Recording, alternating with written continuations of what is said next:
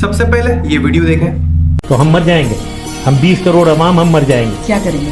हम लड़ेंगे और क्या करेंगे।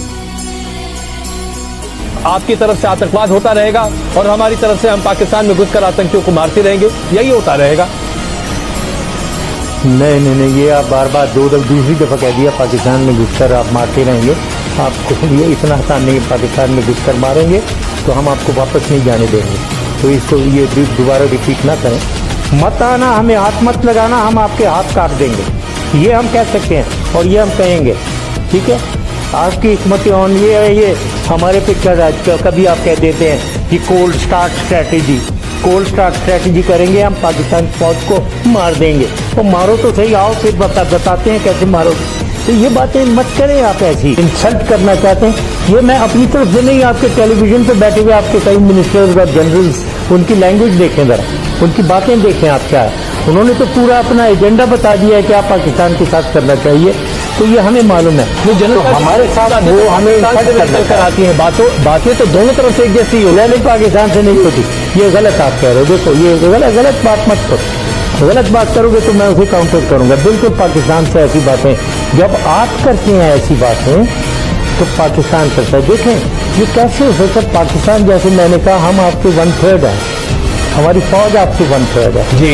हम एग्रेसिव नहीं हो सकते, हम डिटेर कर सकते हैं। अब जनरल साहब, अब जरा राजनीति में वापस आते हैं। नवाज शरीफ और आपके संबंध कितने अच्छे या कितने बुरे रहे हैं दुनिया जानती है, लेकिन नवाज शरीफ ने दिसंबर में एक बयान दिया जिसको मैं पढ़कर आपको बता रहा हूँ। अंग्रेजी का बयान है, अगर आप चाहें तो हिंदी में भी बता सकता हूँ। उन्होंने लिखा कि नहीं हिंदी का अंग्रेजी मैं आपसे देखकर जानता हूँ। मैं जानता हूँ सर, हिंदी में क्यों बता रहे हैं, अंग्रेजी में पढ़े। Musharraf is a big covered who is hiding abroad. If any courage is left in him, he should return and face cases against him. Musharraf has abrogated the constitution and he must be punished for that. ये कहना है नवाज शरीफ कोई चीज कह रहा है जी, यानी आप एक मेरा दुश्मन है उसको आप कोट कर रहे हैं कि वो आपके बारे में ये कह रहा है कि मैं डरपोक हूँ। और देखो भाई मेरे, मैंने जंगें लड़ी हुई हैं। मैं आपको अब मैं क्या बताऊं, मैं कारगिल जब हो रहा था जी तो मैं हिंदुस्तान में उतरा हूं। मैं उधर हिंदुस्तान में मैं गया हूं वहां, ठीक है जी। मैंने कदम रखा है उधर, पहाड़ आपके पहाड़ों में मैं खड़ा रहा हूं वहां, अक्रॉस द बॉर्डर। तो ये करेज मुझे मत सिखाओ। मैं इंडिविजुअल करेज, मैंने जंग 65 में मैं गारंटी अवार्ड मुझे मिला हुआ है।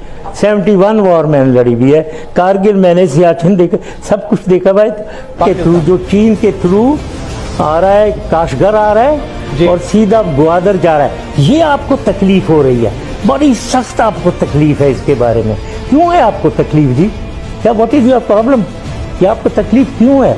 और ये जो आप कह रहे हैं कि पूरा नॉर्दर्न नहीं होगी, ये पूरा नॉर्दर्न एरिया चीन ले गया कि पूरा ये किसने कह दिया भाई मेरे आपको? ये पाकिस्तान है, यस, ये इसका फायदा हमें बहुत है, ये इसका सीपैक का और ये जो आप कह रहे हैं 1 बेल्ट 1 रोड का, उसका तीसरा कॉरिडोर, सदर्न कॉरिडोर, उसका पाकिस्तान को बहुत फायदा है। और हम बिल्कुल हम ये करेंगे और ग्वादर पोर्ट को हम बिल्कुल बनाएंगे, चाहे आप चीन के हाथ हो।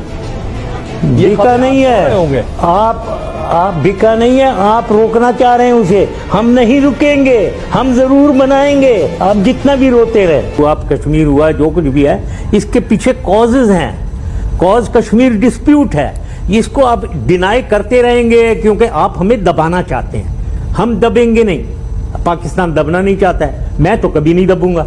कोई और लीडर दबना चाहता है तो दब जाए, लेकिन आपको समझना चाहिए हर इशू के पीछे एक कॉज होती है, उस कॉज के पीछे जाएं आप। F-16 का जो वॉर एक्सरसाइज चल रहा था कि आप हाईवेज को बंद करके उस पे उड़ाने की कोशिश कर रहे हैं, वो कौन सी अमन की शुरुआत थी? वो अमन की शुरुआत नहीं थी, वो ये शुरुआत इसलिए हुई क्योंकि आपके प्राइम मिनिस्टर, आपके डिफेंस मिनिस्टर, आपके DGMO तीनों ने कहा कि हम मारेंगे पाकिस्तान को at time and place of our choosing.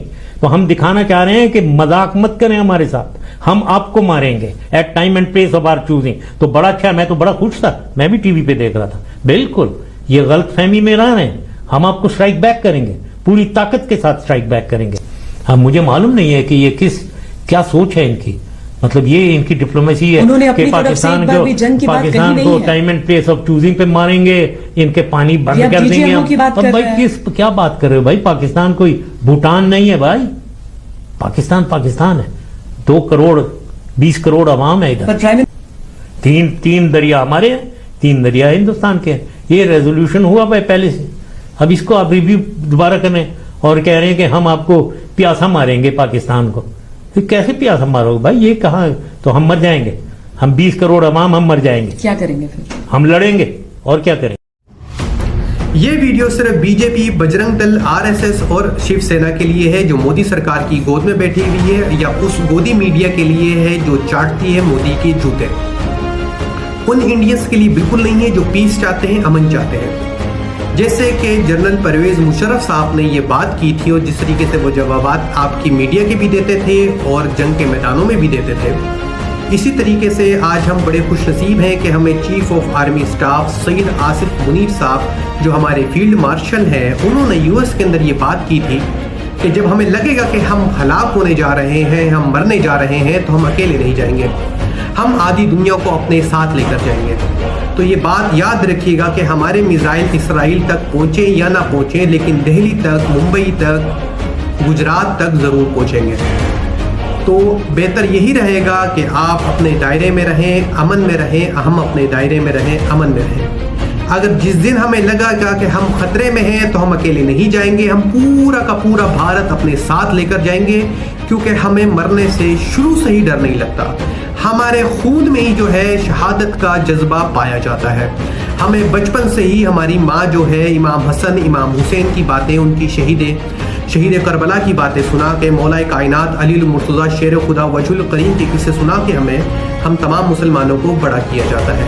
हज़रत उमर की शुजात सुना के हमें बड़ा किया जाता है। तो आप हमसे मरने मराने की बात ना कीजिए तो बेहतर है। ये आपके लिए ज़्यादा बेहतर है, क्योंकि हम तो मरने से बिल्कुल नहीं घबराते हैं। लेकिन जब तक हमें अल्लाह ने हमें ज़िंदगी दी है, हम ये चाहते हैं कि सुकून से अपने मुल्क में रहें। हाँ, जंग करें, आप भी करें, हम भी करें, गुर्बत से करते हैं, आप भी अपनी गुर्बत से लड़ें, हम भी अपनी गुर्बत से लड़ें, तो ये बेहतर है। लेकिन अगर आप ऑपरेशन सिंदूर दोबारा करना चाह रहे हैं तो याद रखिएगा, जिस तरीके से आपके 6 राफेल गिराए दिए गए थे, इस बार इंशाल्लाह कुछ बड़ा होगा। और जिस दिन हमें लगा कि ये मुल्क तबाह होने जा रहा है तो पूरा का पूरा भारत हम अपने साथ लेकर जाएंगे। तो ये बेवकूफ़ी ना करें, अपने इल्म को बढ़ाएं, अपनी फिराक को बढ़ाएं और कोशिश करें कि अमन और शांति में रहें। और अगर आप फिर भी अभी कुत्ते की दुम की तरह नहीं सुधरेंगे तो तैयार रहें कि इंशाल्लाह हम दूसरा जवाब ज़रूर देंगे, क्योंकि पहली कार्रवाई और पहली बेवकूफ़ी तो आपकी तरफ से होगी। जिस दिन पहली कार्रवाई और पहली बेवकूफ़ी आपकी तरफ से हो गई तो याद रखिएगा, उसके बाद पूरा भारत नहीं रहेगा, चाहे हम रहें या ना रहें। अस्सलाम वालेकुम रहमतुल्लाह।